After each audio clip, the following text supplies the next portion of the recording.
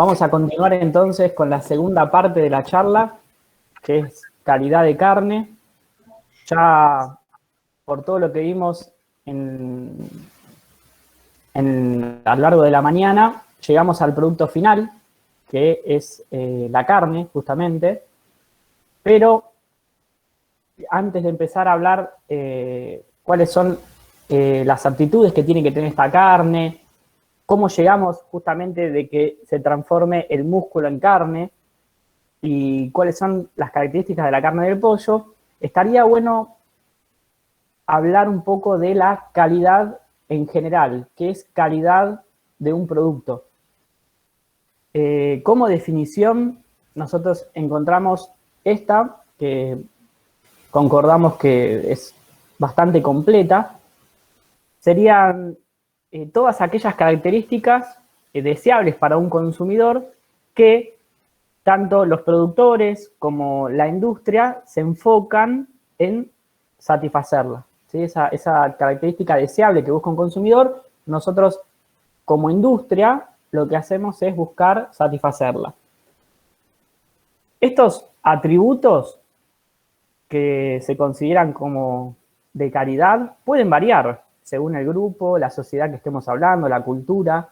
Mismo a lo largo del tiempo también se va modificando el concepto de calidad de una cosa. Puede ser de un pollo o de una campera. Vemos que a lo largo del tiempo las características deseables de algo pueden ir modificándose. Y como dijimos al comienzo, no es lo mismo lo que busca como calidad un argentino a un norteamericano o a un japonés. Al momento de comer un pollo, por ejemplo, nosotros los argentinos nos gusta un pollo que sea grande, más peso, de color amarillo, frente a un asiático que prefiere un pollo más chiquito, más pálido. Entonces, la idea es, a través de todo el proceso de producción, buscar satisfacer las necesidades de ese consumidor. Hicimos algunas características que nos parecieron importantes al momento de entender qué sería un producto de calidad. Por ejemplo, la conformación de la canal es algo a tener en cuenta, el tamaño y el peso, como dijimos recién, el color. Nosotros los argentinos nos gustan más amarillentos y otros mercados buscan más pálidos. La inocuidad, que eso no hay duda, cuando preguntamos qué consideras que es calidad, y bueno, que no me produzca enfermedad, eso indica también de que es un atributo deseable por el consumidor. En eso todos los mercados buscan que sea un producto inocuo. Saludable también, el sabor, la terneza, la jugosidad, la vida útil, o sea, que sea un producto que tenga larga durabilidad y no se eche a perder en poco tiempo. El aspecto, la aptitud tecnológica, que esto hace referencia a si este producto final, en este caso, que puede ser un pollo entero o una pechuga, puede ser luego manufacturado por otra empresa o por la misma para realizar otro tipo de producto. ¿Se acuerdan que hablamos de los nuggets? O las hamburguesas de pollo, o embutidos. Cuando queremos manufacturar a este producto final, que puede ser una pechuga o una pieza de pollo, sí, tiene que tener determinadas aptitudes esta carne para luego poder ser procesada. La trazabilidad, que quiere decir conocer la historia de ese producto. O sea, cómo fue fabricado, o sea, conocer todo su pasado, cuestión de que si hay algún inconveniente, algún problema de calidad o de inocuidad, poder rastrear dónde se produjo el problema. Bienestar animal, cada vez esto ha ido evolucionando mucho y en el pasado no se le prestaba mucha atención y hoy en el presente somos mucho más conscientes de lo que comemos y en algunas partes del mundo están dispuestos a pagar más por comer un producto que proviene de lugares donde se producen aves que están criados bajo determinadas características que le confieren mayor bienestar. Es una carne que, como decíamos, tiene buena aceptación en general, no hay restricciones religiosas, ni tampoco restricciones desde el tipo de vista de su consumo por problemas de salud. Es una carne muy magra, de muy buena digestibilidad y valor biológico las proteínas. Y el precio, que también es importante para el consumidor, también en eso somos fuertes, en relación a otras carnes, es más económica. Si tenemos que agrupar todas estas características mencionadas en grupos, decimos que las que están pintadas en rojo pertenecerían a la calidad tecnológica. Ahora lo vamos a ver. Las que están en azul, la inocuidad, a este grupo de calidad higiénico-sanitaria. Y la de color verde, que es calidad nutricional. Estas dos que están acá, la aceptación y el precio, no las incluimos en ningún grupo porque nosotros como veterinarios, digamos, no podemos inferir mucho en esto, no podemos interferir mucho en la aceptación por temas religiosos o mismo el tema del precio, no es algo que nosotros podemos modificarlo mucho. Pero todo lo anterior mencionado, sin la inocuidad, sin en la calidad tecnológica y en la calidad nutricional, podemos actuar como profesionales para intentar de mejorarlo. La primera, que era la calidad tecnológica, va a hacer referencia a todas esas características que mencionamos que pueden ser mejoradas logrando actuar en los distintos puntos, en los distintos eslabones de la cadena productiva, desde el pollito bebé hasta el producto final o el subproducto. El aspecto, les puse una definición que habla que sería un aspecto ideal, una calidad A o una conformación ideal, que sería un pollo entero en este caso con una conformación normal, una quilla no prominente, con buen desarrollo de las masas musculares, algo de recubrimiento de grasa subcutánea, que no tenga canutos, a ver si lo puedo marcar. Acuérdense que en este caso las líneas que usamos son de plumaje blanco, porque después en el pelado no queremos que queden canutos negros, y en este caso que se haga bien el pelado, que no queden presencia de canutos.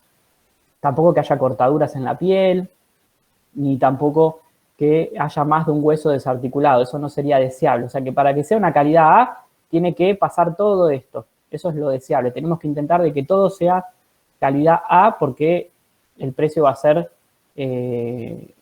mejor valuado. Estas son fotos que vimos en la primera parte, pero está bueno repetirlo el concepto para que les quede. Lesión, a ver, habilitamos el chat, habilitamos el chat. ¿Esta qué es? ¿Una lesión ante-mortem o una lesión post-mortem? Post-mortem, bien. Esta, una lesión, es ante-mortem. ¿Y qué tan ante-mortem? ¿En qué lugar de la cadena localizarían esta lesión? ¿Dónde se produjo? No sé si se ve bien la foto. Tiene un tinte medio verdoso, ¿Puede ser en la granja? Bien, o sea que acá, si empezamos a ver que hay mucho de esto, ¿a quién vamos a reclamar? Al supervisor de granja de parrilleros. Vamos a hacer una reunión y vamos a charlar de por qué están apareciendo tantas lesiones en la granja. ¿Hay algún problema de manejo? Después, otra lesión más. Esta es de un color rojo intenso. ¿Dónde se pudo haber producido? Habilitamos el chat. Ahí dice Nicolás en el transporte, Floppy Spain también.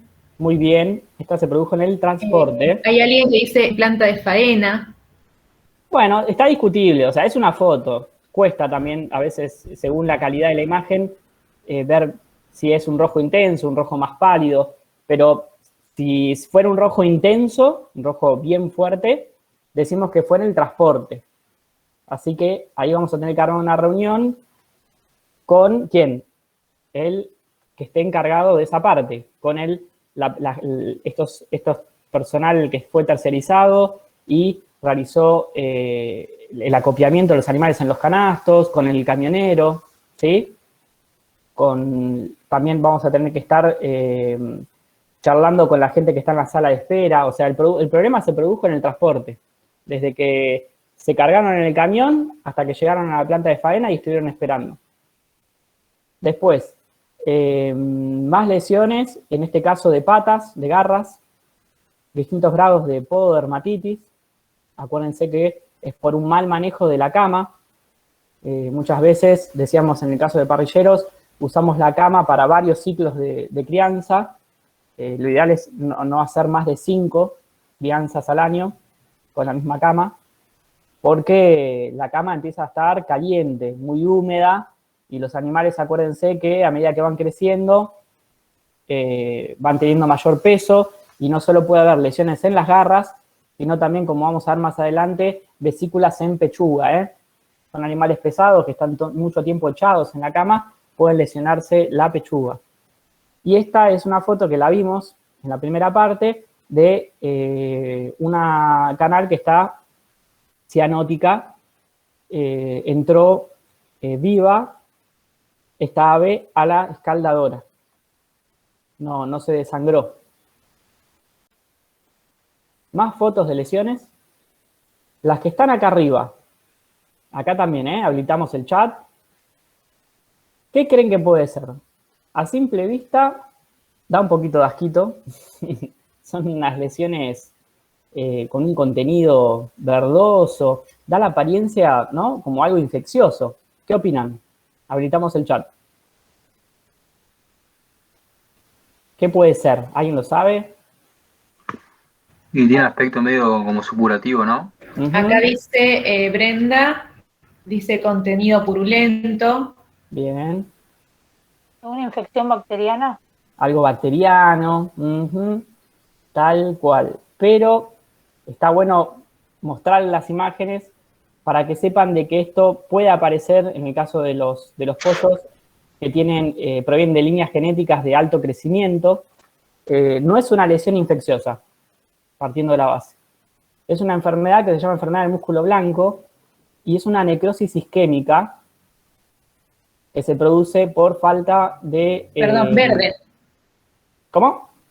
Perdón, verde. Enfermedad del músculo verde. Ah, bueno, sí, enfermedad del músculo verde o blanco. Bueno, yo lo había escuchado como blanco, pero a lo que voy es una necrosis isquémica. Acá no hay ningún agente infeccioso. Lo que se produjo es una falta de suministro sanguíneo en la profundidad de las masas musculares. ¿Estamos? Entonces, ¿qué es lo que pasó? Al no estar bien irrigado el tejido, se produjo una necrosis isquémica. Y esto sucede mucho en las líneas genéticas de alta tasa de crecimiento. Crecen muy rápido las masas musculares y en algunos casos puede pasar de que en la profundidad no haya un buen aporte sanguíneo y se produzcan estas lesiones de necrosis. Y que se las mostramos para que vean que es una patología que puede aparecer en el caso de las aves. Y no hay ningún agente infeccioso interviniendo en la lesión. Más fotos de hematomas. Acá por la apariencia un color verdoso, medio amarillento, así que, como decían ustedes, seguramente proviene del campo. Y vesículas en pechuga por problemas en la cama, mal manejo de cama. Además, seguramente si revisamos a esta canal, debe tener lesiones en las garras, pododermatitis. Más lesiones, para que vean fotos. ¿Sí? Esto afecta a la calidad del producto, no es algo deseable por el consumidor. Y como me había preguntado un compañero a la mañana, digamos, más temprano, son partes que se pueden seccionar y si el resto que está todo perfecto, comercializar. ¿Ven? Acá la misma tablita que muestra cómo con el transcurso de las horas la coloración del hematoma va a ir variando. Y vamos a hacer un parate, por eso les hice hacer el recreo en realidad, porque es un tema un poco más tedioso, que es el de la insensibilización, y lo tenemos que entender. Nosotros como veterinarios tenemos que velar por el bienestar animal, y esta parte que es la de la insensibilización es muy importante para lograr una inconsciencia del animal y que luego, al momento de su sacrificio, no sienta dolor ni angustia, ¿sí? La insensibilización, decíamos que acá en Argentina es de forma eléctrica, así que va a haber un pasaje de corriente eléctrica por el ave y la cantidad de pasaje de corriente eléctrica va a variar según el peso del ave, según la velocidad de la noria. La noria es todo ese sistema de rieles que van por arriba, en altura, y permiten trasladar a las aves que están colgadas a lo largo del frigorífico. Después también alguna bibliografía habla relacionado al sexo, el temperamento, que eso puede modificar la cantidad de corriente que hay que pasar, pero yo no me iría tanto con eso. Vamos a hablar principalmente que puede variar en función del peso y de la velocidad. Entonces, nosotros ya estando en el frigorífico sabemos lo que vamos a recibir. Tenemos una comunicación fluida con la granja de parrilleros, sabemos cuántas aves van a venir, sabemos el peso promedio de ese lote. Entonces, tenemos que calibrar todos los equipos en función de eso. ¿Qué consideraciones vamos a tener que adoptar? Bueno, tener en cuenta estos parámetros, la intensidad de la corriente, que se mide en ampere o miliampere, la tensión o fuerza de la corriente, que se mide en volts, la frecuencia, que se mide en hertz, y el tiempo de exposición, que sería el tiempo que va a estar el ave sometida a la corriente eléctrica, medida en segundos. Les presento la ley de Ohm. Estoy seguro que me deben estar odiando en este momento. Es una ley que vimos por allá en los primeros años de la carrera, en biofísica. ¿Qué es importante entender de esta ley? Habla de la intensidad, el voltaje y la resistencia. Entonces, nosotros al momento de insensibilizar a un animal, tenemos que tener en cuenta la ley de Ohm, que habla de que la intensidad es igual a los volts sobre la resistencia. ¿Está bien? Quedémonos con esa fórmula. Nosotros sabemos que para lograr la inconsciencia del animal, para lograr la inconsciencia del animal, esta misma la vamos a lograr gracias a la cantidad de corriente que pasa por su cuerpo. Decíamos que la medíamos en miliampere o ampere. No la vamos a lograr por la fuerza con la que pasa esta corriente. Les voy a poner un ejemplo para que se entienda un poco mejor. Vamos a suponer que no estamos en cuarentena o se abre la cuarentena. El domingo vamos todos para la cancha a ver Independiente Racing. Entonces, llegamos a la cancha y vamos entrando uno por uno adentro del estadio. La cantidad de gente que entra por unidad de tiempo al estadio, eso sería la intensidad. O sea, es la cantidad de electrones que pasan por unidad de tiempo. ¿Se entiende? Esa es la intensidad. Cantidad de personas, cantidad de electrones que pasan por unidad de tiempo. Ahora, la tensión o fuerza de la corriente, que se medía en volts, sería la velocidad con la que entra la gente al estadio. O sea, ¿cómo entramos todos al estadio? Caminando, corriendo. Eso es la fuerza de la corriente. Y el ave, decíamos que vamos a lograr su inconsciencia gracias a la cantidad de electrones que circulan. O sea, gracias a la intensidad. ¿Se entiende? ¿O lo repito?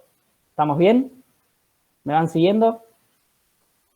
Entonces, entre menos fuerza o voltaje, entre menos velocidad utilicemos para aturdir al pollo, mejor. Menor daño se causará al mismo. ¿Estamos?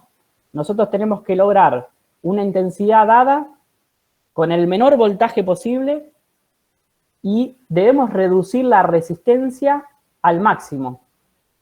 Si vemos esta formulita, que es intensidad es igual a volts sobre resistencia, nosotros para que este número dé alto, ¿qué podemos hacer? O aumentamos acá, ¿no? Los volts, cuestión de que la relación sea mayor de volts que de resistencia. Decíamos que no queremos eso, porque eso puede producir lesiones. O la otra es a este numerito de acá, bajarlo lo más que se... O sea, ¿se entiende? Bajarlo lo más que se pueda. Nosotros tenemos que bajar la resistencia lo máximo que se pueda para de esa manera no tener que aumentar los volts. Y eso, bajar la resistencia, habla de intentar de evitar la interposición de ciertos elementos sobre el pasaje de la corriente eléctrica.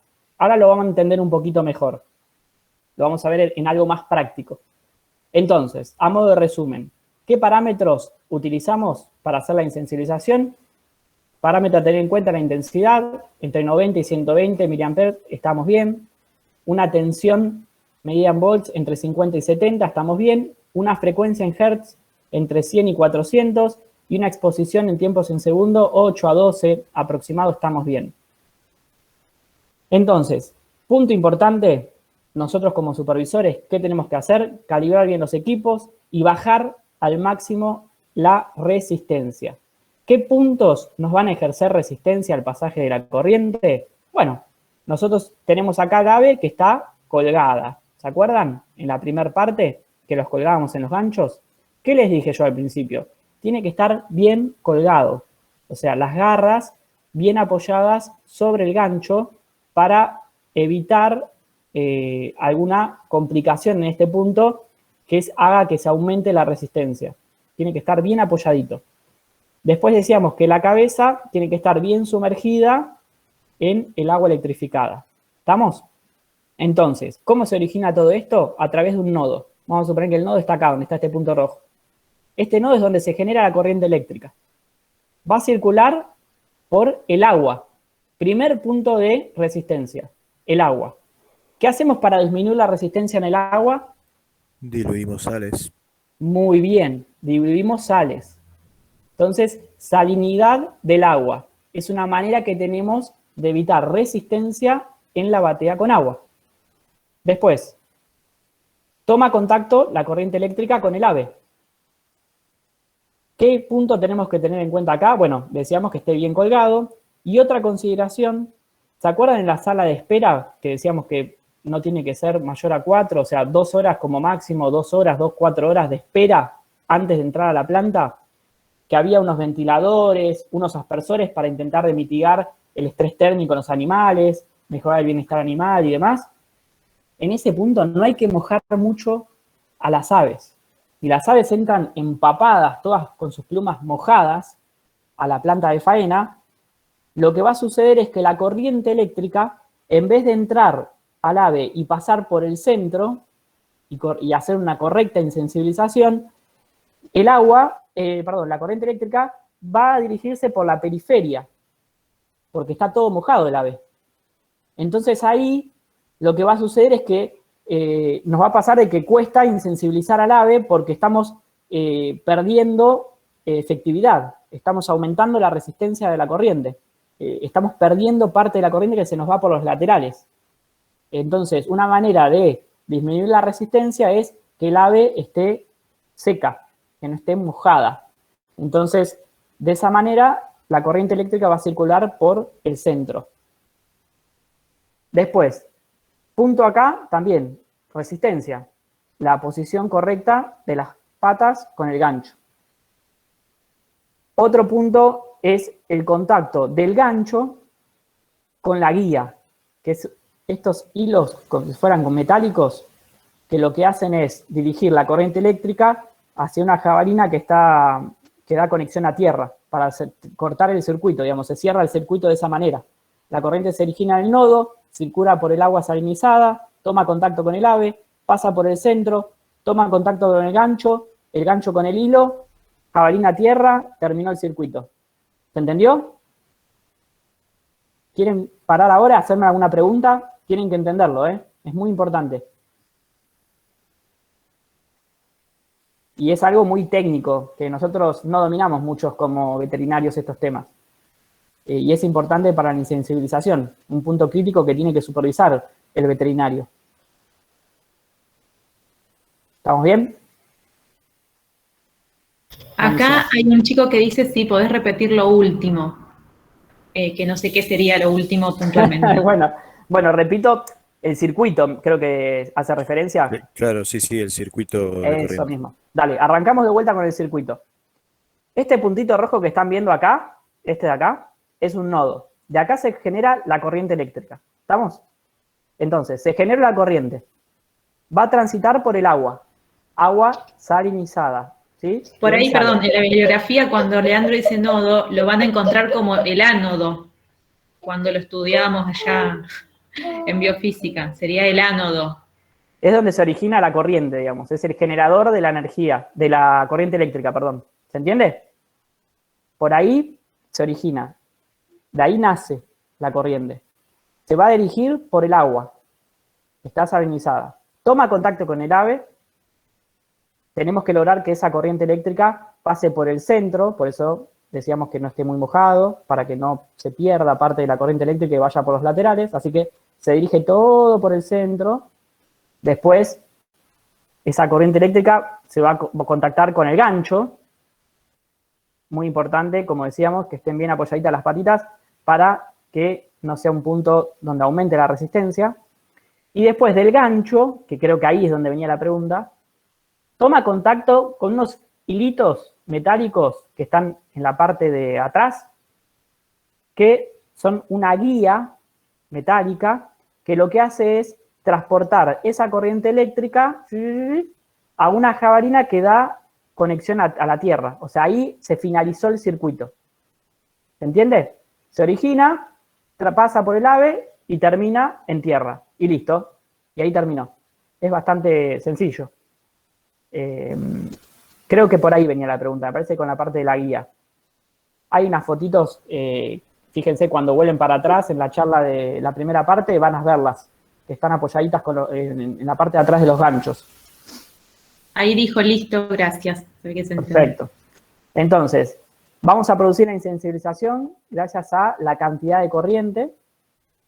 Debemos intentar de no aumentar la tensión o la fuerza de la corriente, porque se pueden producir lesiones. La frecuencia tenemos que buscar que sea lo más alta posible y usarla de tipo alterna. Y un tiempo, decíamos, de insensibilización correcto sería 7, 8, hasta 12 segundos. Estaríamos bien.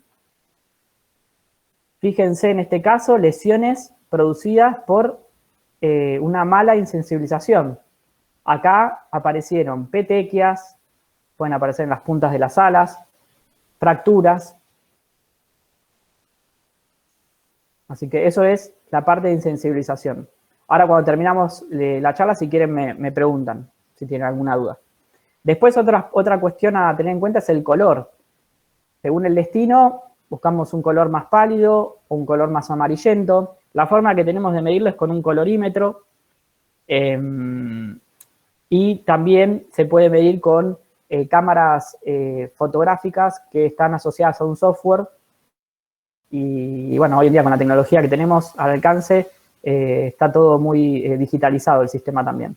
Así que se puede medir la luminosidad con esos aparatitos. Otra característica a tener en cuenta era la capacidad de retención de agua. Es muy importante esto para productos que van a ser luego manufacturados, como para hacer embutidos o para hacer hamburguesas, nuggets. Son características que justamente se buscan para que cuando se arma el embutido o la hamburguesa tenga esa consistencia y se pueda formar bien la unidad del medallón y del nugget. Esto quiere decir que el agua no pierda exceso de agua. El pollo no pierda exceso de agua. Se mide con una prensa, que lo que hace es apretar una pieza de pollo y por debajo hay un papel secante. Entonces, si la aureola es como la que vemos acá, o sea, pierde agua pero no mucho, es normal. Ya cuando la aureola es muy grande, como vemos acá, decimos que puede ser una carne PSE, una carne muy exudativa. Las carnes PSE producen esto, halos muy grandes. ¿Cómo se convierte entonces el músculo en carne?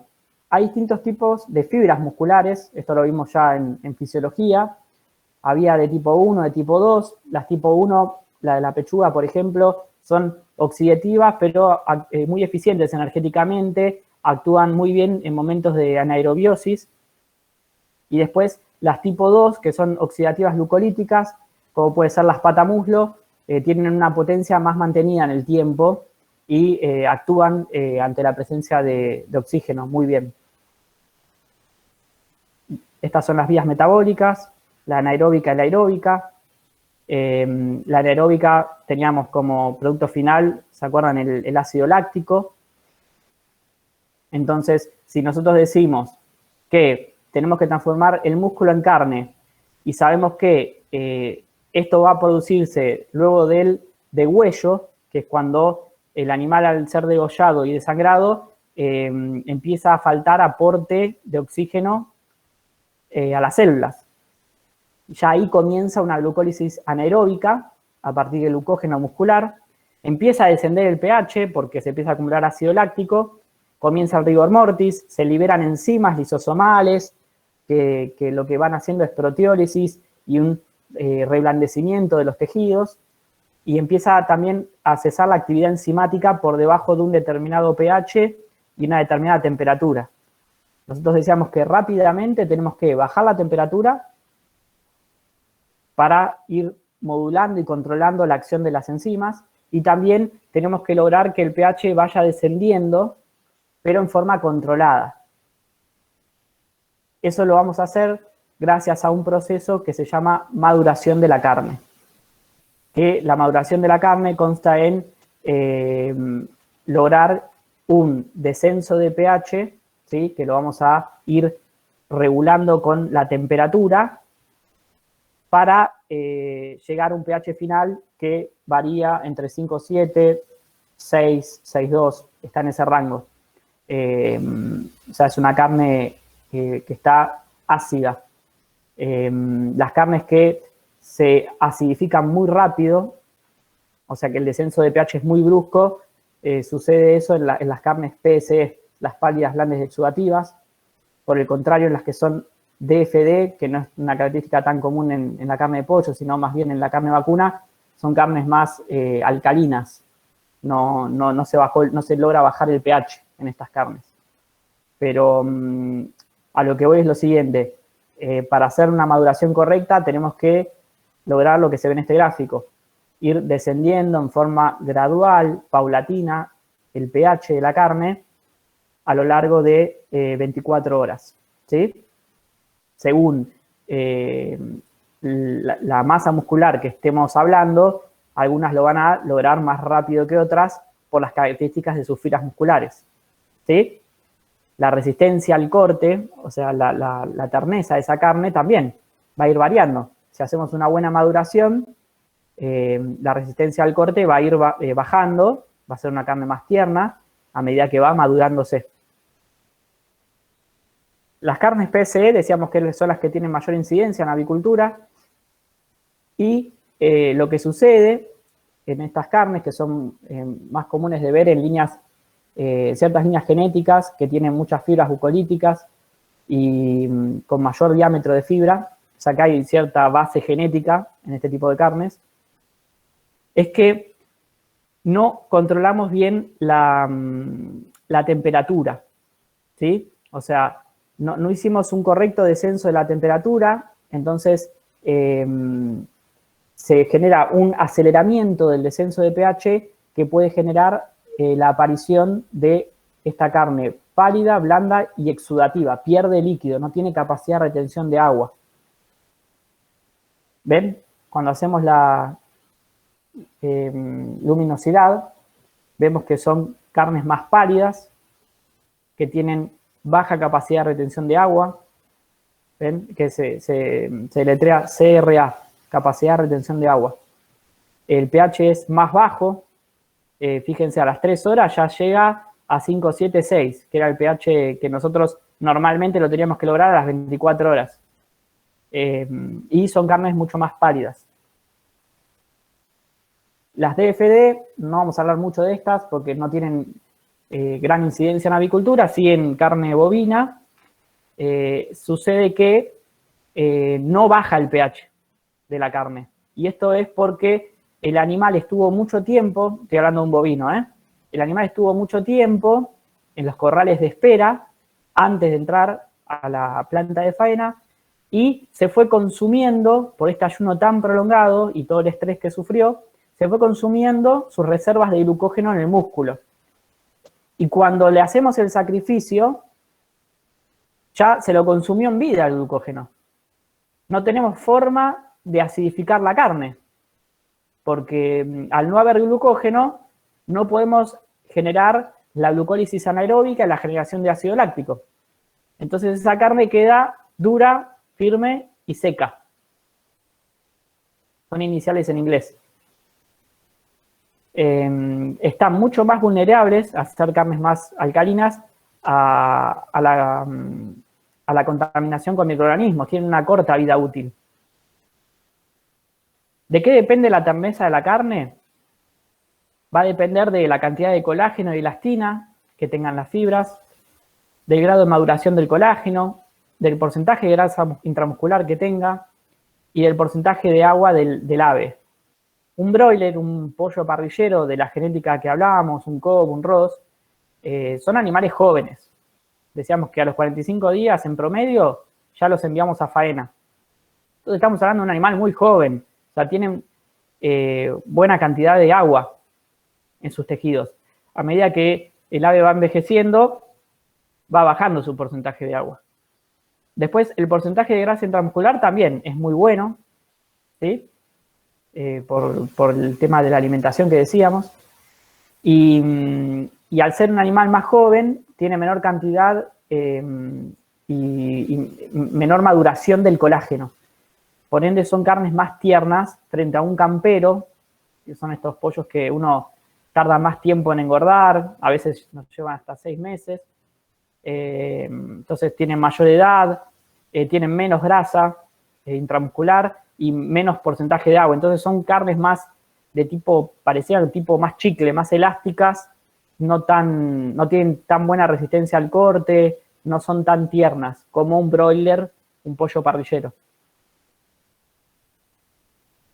¿Ven? Esta es la textura de la carne y, como decíamos, a lo largo de la maduración tenemos que lograr que se vaya disminuyendo la resistencia al corte. Lo podemos medir con ciertos equipos. Este es un Halo-Kramer, es un texturómetro hidráulico que tiene unas cuchillas que lo que hacen es realizar cortes en una pieza de pollo y medir la resistencia al corte. Ahora pasamos entonces al segundo grupo, que es la calidad higiénico-sanitaria. Acá, como gerente de calidad o supervisor de calidad, el veterinario tiene que velar por la salud y seguridad alimentaria. Entonces, sabemos que va a haber distintos peligros que pueden atentar a la inocuidad del producto. Tenemos peligros de tipo físico, que pueden ser astillas de metal, cuerpos extraños que pueden aparecer en el producto final. Las astillas de metal provenientes de los equipos, las máquinas que están en funcionamiento dentro de la planta de faena, un anillo de un operario, cuerpos extraños como pueden ser astillas también de metal o de madera, el tema de los pallets, el tema de los cajones. Entonces son todas cuestiones físicas que pueden afectar a la calidad higiénico-sanitaria del producto. Después peligros biológicos, que ya los recontra conocemos, los hongos, los virus y las bacterias. Y peligros químicos, que acá englobamos tanto productos de limpieza que utilizamos dentro de la planta de faena, que pueden producir contaminación del producto final, o los zooterápicos, ¿sí? Que esas serían las medicaciones que nosotros utilizamos en la granja de parrilleros, en el campo. Acuérdense que hay que respetar un periodo de retirada antes de enviarlos a la faena, porque todos esos fármacos, esas drogas que utilizamos ante un tratamiento, pueden aparecer en la carne y es motivo de decomiso. Los peligros de tipo biológicos, que ahí englobamos entonces a las bacterias, virus, hongos, pueden entonces contaminar a la canal y generan dos complicaciones. Por un lado, disminuyen la vida útil. O sea, si es un producto que tiene mucha carga bacteriana, va a descomponerse mucho más rápido. Y además, ciertos agentes patógenos que pueden ser peligrosos para la salud de las personas, que ponen en riesgo entonces la inocuidad alimentaria. ¿Cómo debemos atacar este tipo de problemas? La forma de atacar todos estos peligros es estableciendo un enfoque de intervenciones múltiples. ¿Qué quiere decir esto? Acá hay una carrera, ¿sí? Una carrera en donde tenemos distintos tipos de peligros. La forma que tenemos de ir controlando y que no aparezcan o intentar de minimizar su aparición en el producto final es estableciendo ciertos controles a lo largo del proceso de producción que nos van a permitir ir reduciendo y minimizando la aparición de estos problemitas, de estos factores, cuestión de que cuando llegamos al final del proceso hay ausencia o muy baja cantidad de ese factor de riesgo, que decíamos pueden ser cualquiera de estos. ¿Estamos? Nosotros no hacemos un único control, hacemos varios controles a lo largo del proceso. ¿Cuáles son los principales agentes patógenos asociados a la carne del pollo? Les hicimos un listado para que vean. Los más comunes es Salmonella, Campylobacter, Escherichia coli, Staphylo, Clostridium perfringens, Listeria, Yersinia, Bacillus cereus. En el caso de Staphylo, recuerden que si aparece, esto es producto de malos procedimientos de higiene de los operarios. El Staphylo, cuando aparece, es por algún operario que contaminó con sus manos, ¿sí? El producto. O sea, lo transmite el hombre hacia el producto, a la carne. Entonces, tenemos que garantizar la inocuidad y lo vamos a lograr estableciendo buenas prácticas de manufactura, procedimientos operativos estandarizados de sanitización, que son todos los procedimientos relacionados a la limpieza de las superficies, de las máquinas, de los operarios, que se higienicen bien las manos, el calzado, y también estableciendo el HACCP, que es el análisis de los riesgos y el establecimiento de los puntos críticos de control.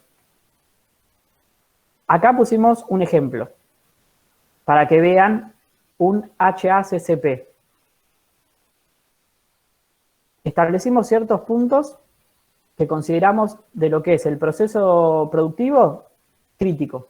Ciertos puntos críticos que decimos, si no interferimos en este momento, difícilmente en una parte de más adelante podamos controlar ese factor de riesgo, ese patógeno. ¿Se entiende? Entonces, tenemos que analizar cómo es nuestro proceso productivo, cómo es la faena, y nosotros tomamos 3 puntos. Lo ideal es no tomar muchos, intentar de ser lo más específicos posibles. Tomamos el esviscerado, el enfriado en chiller y el embalaje. ¿Estamos? 3 puntos, para hacerlo sencillo y bien aplicado al proceso. Un punto crítico de control es viscerado. ¿Qué peligros vamos a buscar controlar? Los de tipo biológicos.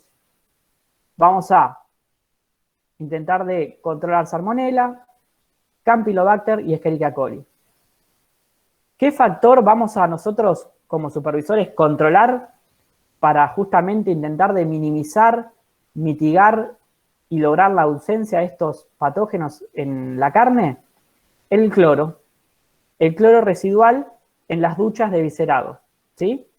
Entonces, nosotros decimos que es el cloro residual en las duchas de viscerado tiene que ser de un límite crítico de 20 partes por millón. O sea, no puede haber menos de 20 partes por millón. Si hay menos, hay que agregar cloro. Entonces, ¿cómo hacemos? Tenemos que ir monitoreando, tiene que haber alguien, un operario, monitoreando el cloro residual del agua de las duchas de línea de viscerado. Cuando hay menos de 20, hay que agregar. ¿Sí? Este es un punto crítico de control para intentar de mitigar y lograr la ausencia de agentes patógenos en la canales. Otro de los puntos de control de críticos es el enfriado en chiller, también para buscar controlar este tipo de peligros, los patógenos. Y vamos a controlar entonces como supervisores el cloro residual que hay en las bateas del chiller, que el límite crítico es 20 partes por millón, y la temperatura de las bateas del agua del chiller. ¿Se acuerdan que decíamos que tiene que tener 4 grados? Si hay más temperatura, o sea, está más alta, estamos hablando de que está, no sé, en 5, 6, 8 grados, hay que adicionar escamas de hielo, o sea, hay que enfriar y llegar al 4. Lo mismo con el cloro. Si vemos que hay menos de 20 partes por millón, hay que adicionar cloro a las bateas. Luego el embalaje, otro punto crítico de control. Podemos poner un detector de metales al momento de embalar, ¿sí? Que se logre detectar si hay presencia o no de astillas de metales y ponemos como un límite crítico de sensibilidad del aparato de 2 milímetros. O sea, cualquier partícula que tenga 2 milímetros o más, la vamos a detectar. Y se monitorean todas las cajas a través de este arco detector de metales ferrosos y no ferrosos. Ya de esta forma, fíjense cómo controlamos factores biológicos y factores físicos. Después, los químicos, eso ya tenemos que hacer BPA, pero ya de nosotros como supervisores de calidad, ya ahí no llegamos. Lo tendría que manejar esa buena práctica el supervisor de granjas, respetar el tiempo de retirada. Después nosotros lo que podemos supervisar para que no aparezcan contaminantes químicos del producto de limpieza es que se haga correctamente los POEs, que son esos procedimientos estandarizados de sanitización de superficies. O sea, hacer todo por escrito, en detalle, el paso a paso de cómo hay que limpiar una mesada, cómo hay que limpiar una determinada máquina, para evitar que después de esa limpieza queden residuos de estos productos de limpieza. Entonces, en lo que respecta a microorganismos y cuerpos extraños, hicimos todos estos puntos críticos de control y establecimos en forma aplicada cómo los vamos a controlar. ¿Tienen alguna duda con respecto a esto? Habilitamos el chat. Yo tengo una duda. ¿Cómo puede llegar, o sea, de dónde salen los metales que pueden llegar a ese punto? Bien, recién lo había dicho, los metales pueden aparecer por alguna mal mantenimiento de alguna máquina, ¿sí? Que, no sé, se le salió un tornillo a una máquina y cayó dentro de la carne. Eso es peligroso, o sea, es un cuerpo extraño, metálico, que quedó en el producto final. Un anillo de un operario que se le cayó mientras manipulaba el producto. Eso es un cuerpo extraño metálico. La forma que nosotros tenemos de controlarlo, bueno, lo hacemos al final del proceso, antes de su despacho, con un arco detector de metales. No sé si contesté la pregunta. Sí, profe. Pasa que se me había cortado. Bien. ¿Alguna otra duda?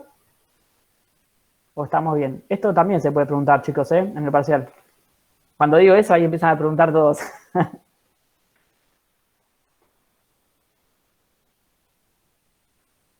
Bien, seguimos entonces.